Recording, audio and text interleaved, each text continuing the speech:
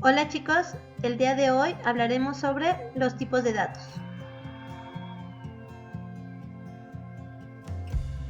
En la naturaleza existen diversos tipos de animales.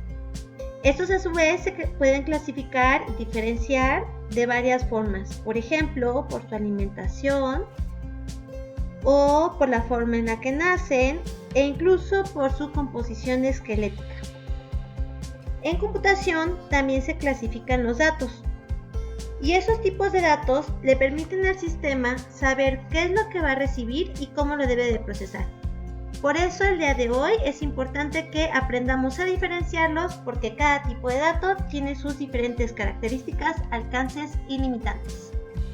Recordemos de la clase anterior que los sistemas tienen entradas, procesos y salidas. En las entradas reciben datos. Y un dato, pues es una colección de hechos, figuras e imágenes que no están procesados. Y en computación los vamos a dividir en estos tres grupos básicos: alfanuméricos, numéricos y booleanos. Los alfanuméricos son datos que contemplan las letras del alfabeto y los números, pero también los caracteres especiales.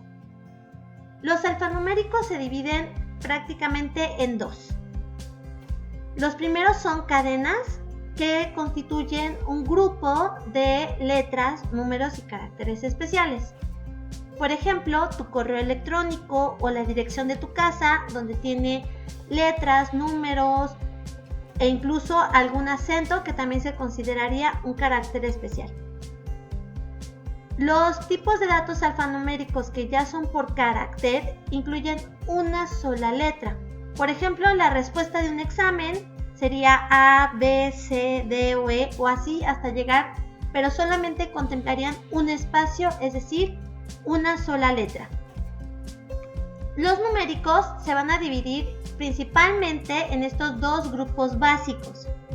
Los enteros, que como tú ya sabes son aquellos que no tienen punto decimal, y los reales, que son aquellos que sí llevan punto decimal. También existen los tipos de datos booleanos.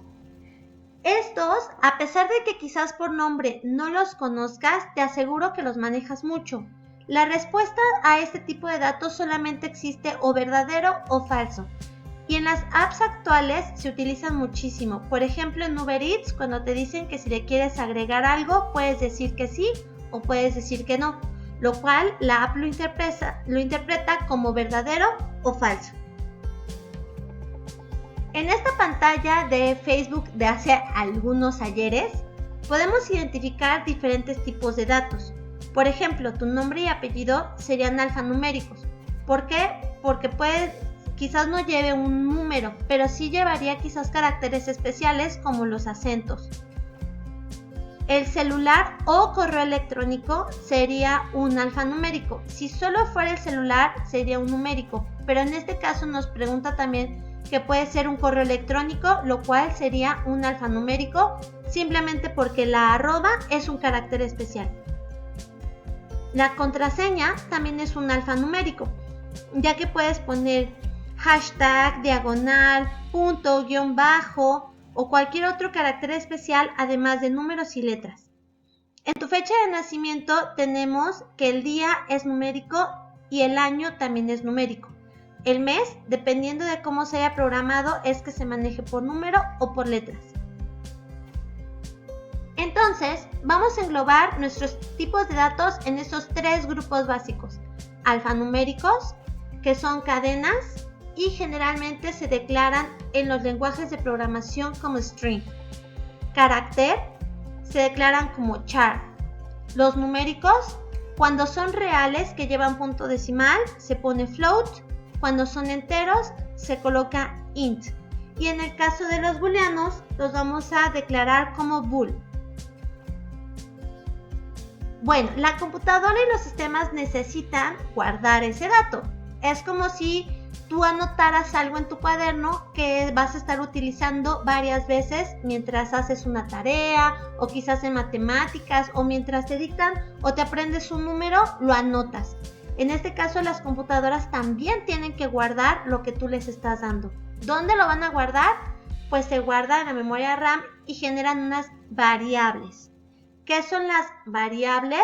Pues es el nombre que se le da a una posición de la memoria, ¿sí? Va a guardar tu dato y el valor se va a cambiar según se programe o se ejecute. Es muy fácil. Una variable, tú le vas a dar un nombre, la computadora lo va a almacenar y el dato que está guardando puede cambiar varias veces mientras se ejecuta el sistema. Supongamos que vas al súper y entonces el total de lo que vas a pagar cambia cada que pasas un artículo. Entonces el dato no se queda fijo, sino siempre va a estar cambiando hasta que terminas de pasar tu última compra y te dan tu total global. Tenemos en contraste a las constantes. Las constantes también son nombres que se le da una posición en la memoria, pero su valor no cambia.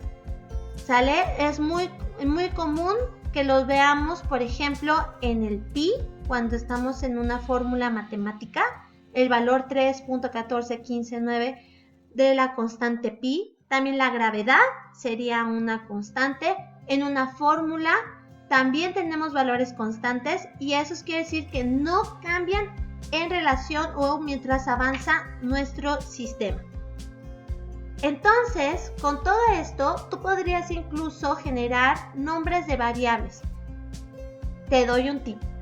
Las variables ni las constantes pueden llevar en su nomenclatura caracteres especiales. ¿Cómo es esto? Las variables y las constantes no pueden llevar acentos, no pueden llevar espacios, no pueden llevar diagonales. El único carácter especial que se permite es el guión bajo. Eso lo vamos a ver en sesiones más adelante.